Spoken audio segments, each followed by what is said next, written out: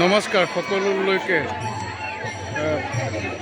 নৱবৰ্ষৰ আন্তৰিক শুভেচ্ছা ও অভিনন্দন জ্ঞাপন কৰিছোঁ। এয়া নৱবৰ্ষৰ দিনাই 1 জানুৱাৰীৰ দিনাই পুঠিমাৰীৰ মৰিচুটি গাঁৱত জামিনী সাধুৰ স্মৃতিত এইটো ঘোঁৰা মেলা হয়। এই ঘোঁৰা মেলা এটা পৰম্পৰা আছে, আদি যুগৰ পৰা এই পৰম্পৰাটো আমাৰ মাজত চলি আহিছে যে ঘোঁৰা দান দিলে নিজৰ মনোকামনা ভক্তসকলৰ মনোকামনা পূৰ্ণ হয়।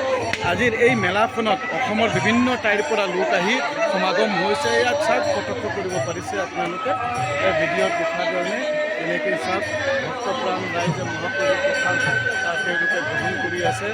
এয়া একফালেদি নাম কীৰ্তন চলি আছে, একফালেদি মানুহে মাটিৰ ঘোঁৰাসমূহ দান দি আছে। যিসকল ভক্তপ্ৰাণ ৰাইজে মনোকামনা পূৰ্ণ হৈছে এইসকল ভক্তপ্ৰাণসকলে ইয়াত আহি উপস্থিত হৈ নিজৰ মাটিৰ ঘোঁৰা দান দিছে এই গছখনত পেলতি। এয়া চাওক এইটো এটা শিৱ আৰাধনা হয়, ইয়াৰ এটা মান্যতা আছে বহু পুৰণি। এয়া চাওক আপোনালোকে তাৰে প্ৰত্যক্ষদৰ্শী দৃশ্য। এয়া চাওক বিভিন্ন ধৰণৰ ঘোঁৰা দান দিছে মানুহে। ধন্যবাদ।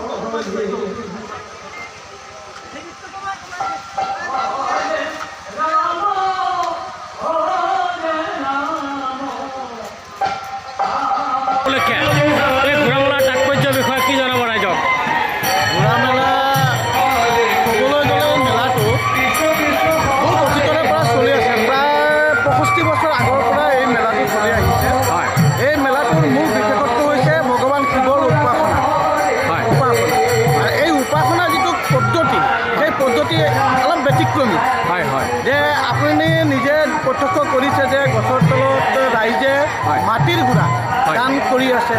বিভিন্ন দূৰ দূৰণিৰ পৰা অসমৰ বিভিন্ন চুকে কোণৰ পৰা মানুহ আহিছে, ভক্তপ্ৰাণ ৰাইজ আহিছে, আহি কিনে ইয়াতে ঘোঁৰা নিজৰ দান কৰিছে।